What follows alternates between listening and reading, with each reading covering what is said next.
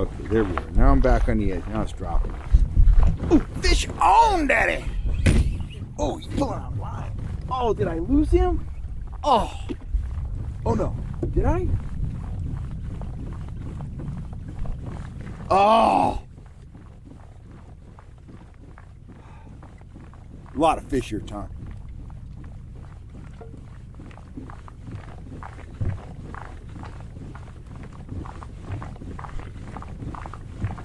There we go. Got another one.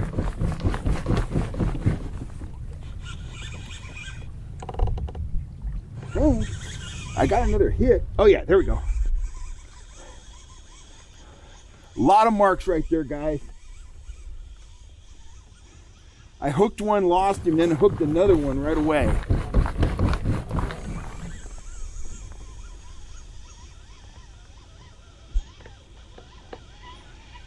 Pretty classic spot. Nice little point there.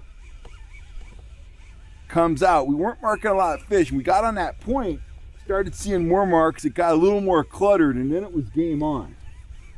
And you know, most of the traffic is behind us, so we haven't had a lot of guys working this water, so that's good.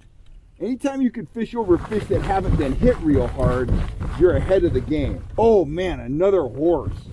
Another big fish. Wow. He's just swimming along with me. What a stud. He's gonna go crazy here in a second. Yep, I knew it. There he goes.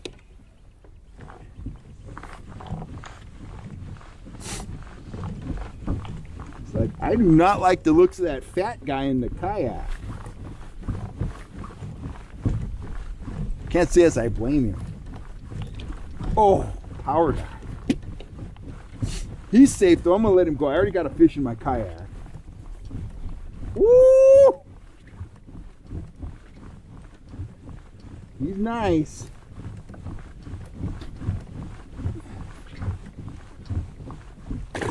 Oh yeah.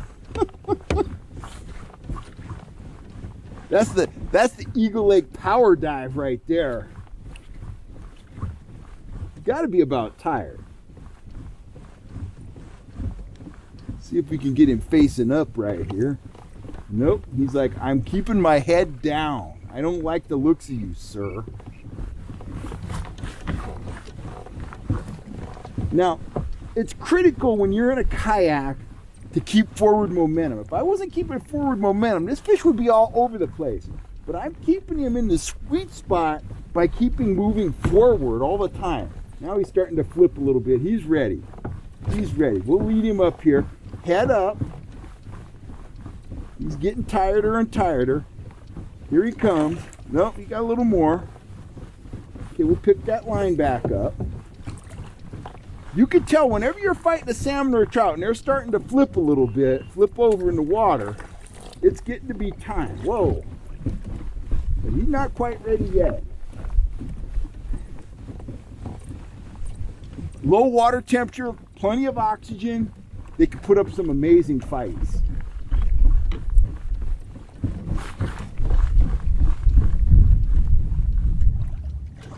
Man, he's got so much stamina.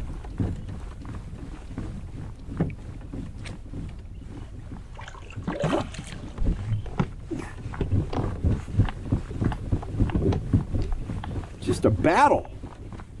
Just a battle.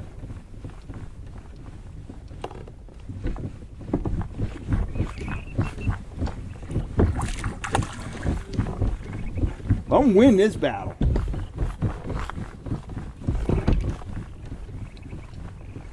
And I am not babying him. I'm putting as much pressure on him as I think is prudent. Here he comes. Nope. Right there. There we go. Whoa, another horse. Look at that fish. Whew. Man, oh man. Now that's a rainbow trout. Look at that, guys. That's what trolling flies can do. That's just an incredible fish. 20 plus inches long, heavy, beautiful square tail. Man, it doesn't get any better than that. I love Eagle Lake and I love rainbow trout. Man, that's just a stud. We'll revive him. Give him some oxygen. He'll tell me when it's time. He'll try to swim out of the net. Keep him in there for a little while though, because I guarantee you, he is tired. That is one tired fish.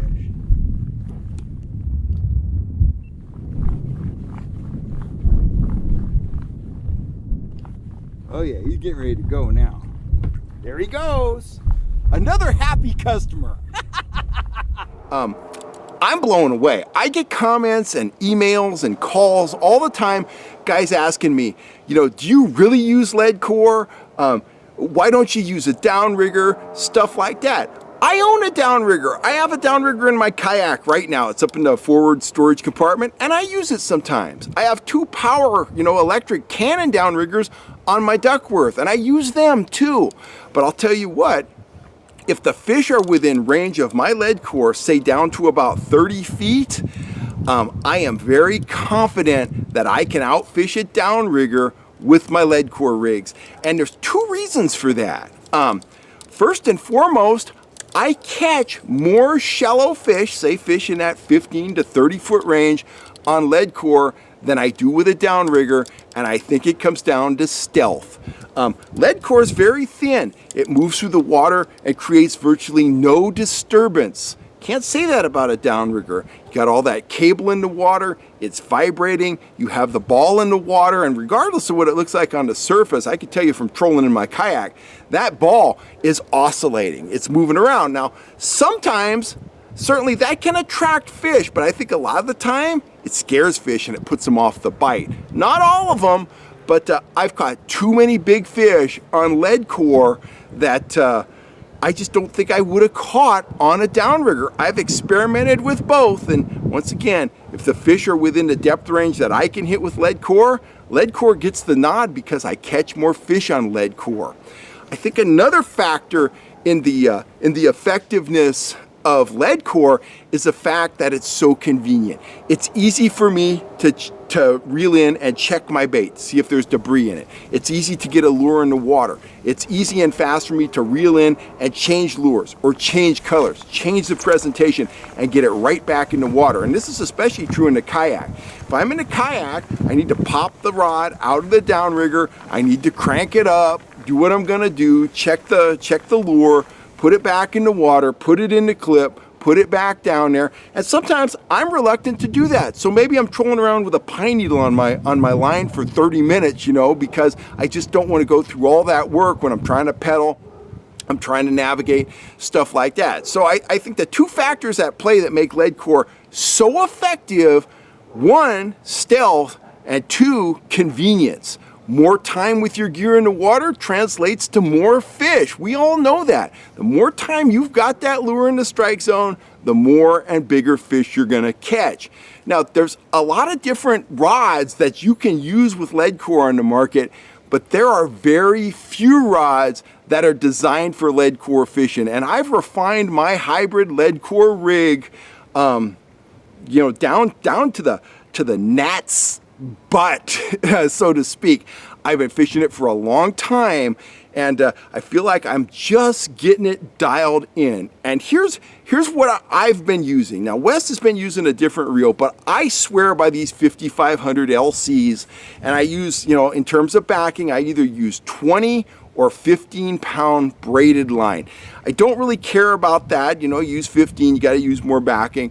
20 is good, sometimes I don't have 20, so I'll go with 15.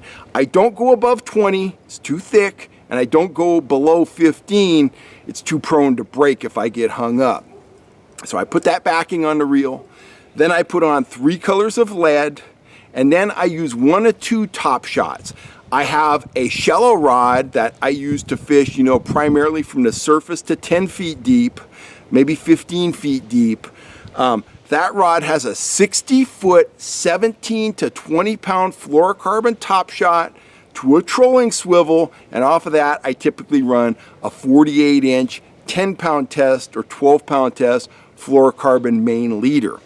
Now, my deep Leadcore rig, the rig I like to use for fishing anywhere from 10 to about 30 feet deep, it's identical to the rig I just described, except the top shot, the 17 to 20 pound test fluorocarbon, it only has about 18 feet of that, sometimes 20 feet of that then the leader, then my offering. And that's the rod I reach for primarily for fishing 15, 20, 25 feet deep. The other one, well, I can just spool out the 60-foot top shot on top line. I can drop down one color and be 5 feet deep, but still well behind a kayak while I'm fishing shallow.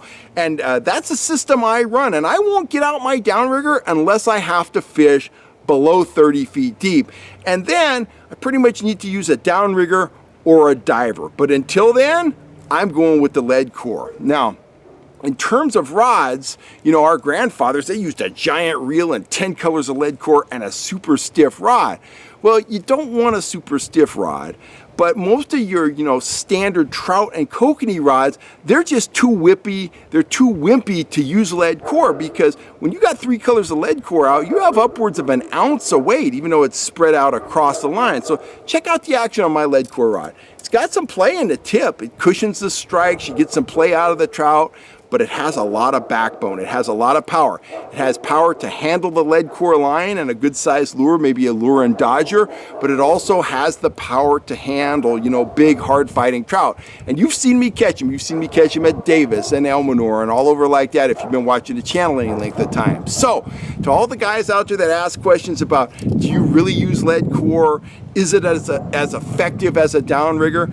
Short answer is, I think it's more effective than a downrigger. You can see the results right here on the channel. If I can get down to the fish using my hybrid Leadcore rig, I'm confident I can outfish a downrigger almost every time.